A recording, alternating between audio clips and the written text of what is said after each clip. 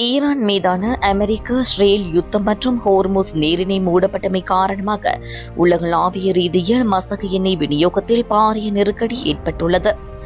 இதன் விளைவாக ஐரோப்பிய மற்றும் ஆசிய எண்ணெய் சுத்திகரிப்பு நிலையங்கள் ஒரு பீப்பாய் மசகு எண்ணெய்க்கு $150 வரை செலுத்தும் நிலை ஏற்பட்டுள்ளதாக அல் ஜசீரா செய்தி வெளியிட்டுள்ளது.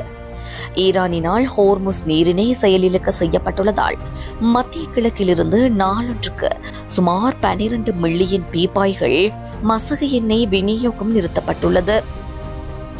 இது உலகளாவிய மொத்த விநியோகத்தில் சுமார் 12% குறித்த பாரிய விநியோக தடையே விலையேற்றத்திற்கு முதன்மை காரணமாக அமையப்பெற்றுள்ளது. கடந்த மாதத்தில் பிரெண்ட் ரக மசகு எண்ணெய் விலையானது ஒரு பீப்பாய்க்கு $119.50 உயர்ந்தது. இது 2022 ஆண்டிற்கு பின்னரான அதிகப்படியான விலையாக பதிவாகியுள்ளது. இருப்பினும் 2008 ஆண்டில் பதிவான $147.50 என்ற சாதனையை விட இது குறைவாக இருந்த போதிலும் தற்போதைய உடனடி தேவைகளுக்கான மசகு எண்ணெய் விலையானது $150 கடந்து புதிய உச்சத்தை தொட்டுள்ளது.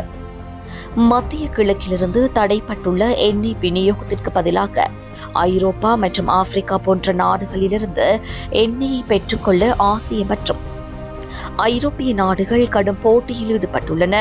இதனால் உலக சந்தையில் மசகு எண்ணெய்க்கான கேள்வி சடுதியாக அதிகரித்துள்ளது. மத்திய கிழக்கு பிராந்தியத்தில் நிலவும் போர் சூழல் தொடர்ந்து நீடிக்குமாயின் மசகு எண்ணெய் விலையானது மேலும் அதிகரிக்கக்கூடும் என பொருளாதார நிபுணர்கள் எச்சரித்துள்ளனர்.